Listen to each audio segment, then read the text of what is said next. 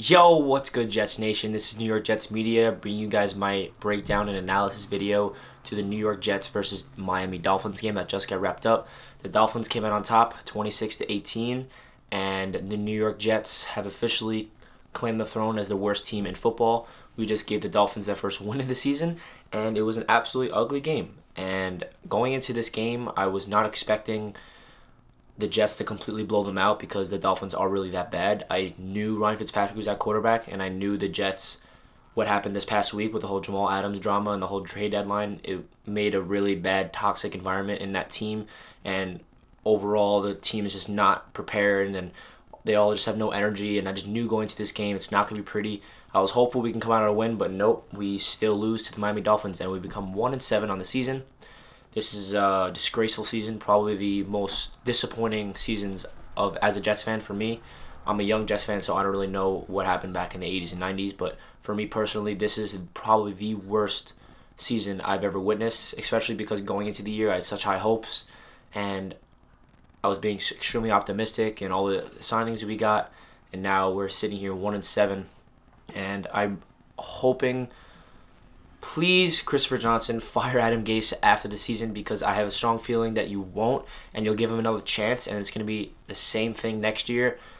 I cannot take Adam Gase any longer. There was a part in the game where Adam Gase is sitting down on the bench by himself, and all the assistant coaches are into the game and looks like they actually care, while Adam Gase is just writing down notes, and nobody's around him, and he was sitting there for so long. Like, I understand he's writing down plays and stuff, but as a head coach, you have to be in people's faces and coaching them.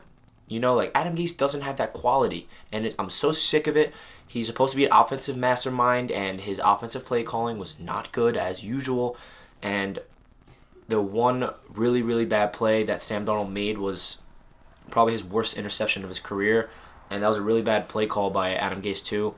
And it really is unfortunate because that play shouldn't even have happened, because right before that, Sam Darnold made a beautiful pass to Ryan Griffin in the back of the end zone, and it got reversed.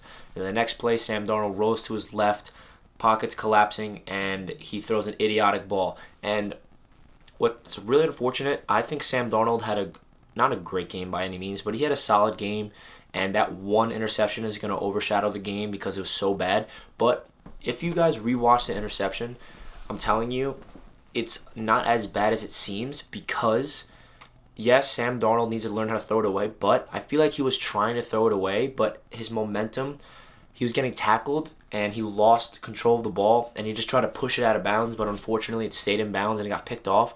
So I'm not really too worried about that at all, and yes, me personally, I'm still a Sam Darnold believer. I know a lot of people are probably jumping off Sam Darnold bandwagon of being the franchise quarterback for this team, but I seriously believe he's only 22 years old, and if you can get him an offensive line and a quality coaching staff that can learn how to develop him, he will succeed in this league. You saw last year flashes. Even this game, he showed flashes of good throws. It's just his only trait he needs to learn is when chaotic plays start to happen, he needs to make better decisions. He tries to make nothing into something too much, and it really bites him in the butt. When there's pressure in his face, he needs to learn how to hold the ball, take the sack, instead of just throw it up for grabs, because that's his trait. And no, by any means, I'm not saying Sam Darnold is showing off that he's going to be great. No, and I understand there's a bunch of people out there that are probably labeling him a bust, and he sucks. And yes, they have a right to say that. For the people that don't think Sam Darnold's a good quarterback, that are non-Jets fans, yes, they have every right to say that, because besides the Cowboys game this year, Sam Darnold hasn't really impressed anybody. But I still see traits in Sam Darnold, and I think he has the mental ability to push through this adversity and learn from his mistakes and push through it. And the only way it happens is if, in this offseason, we revamp the offensive line, we get a whole new coaching staff, and that really sucks at the same time, because next year, if that all happens, Sam Darnold will be going into his third year and his third head coach learning his third offense. That is not how you develop a franchise quarterback.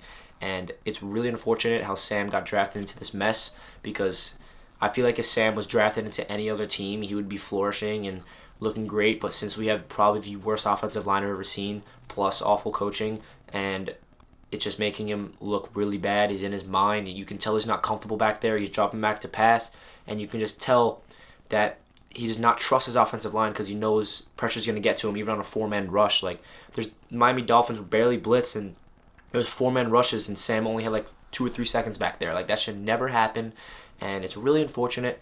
I did not want to make a video of me just ranting on how bad the Jets are and how it's a disgrace and it's a dumpster fire, because it's an obvious thing. Us Jets fans, like for me to you, for any Jets fans that's watching this, we're all in the same boat, and I'm just trying to make this video and just break everything down and try to bring some positive energy into this Jets Nation, because we're in a dark stage right now, and it's really hard to sugarcoat everything because I'm trying not to be delusional and just put out stuff like that's unrealistic. I'm telling you how I feel personally, and I want you guys to comment down below what you guys think, what should happen. Me personally, I wish the Jets would fire Adam Gase right now, but obviously they're not going to do that, which is unfortunate because they should.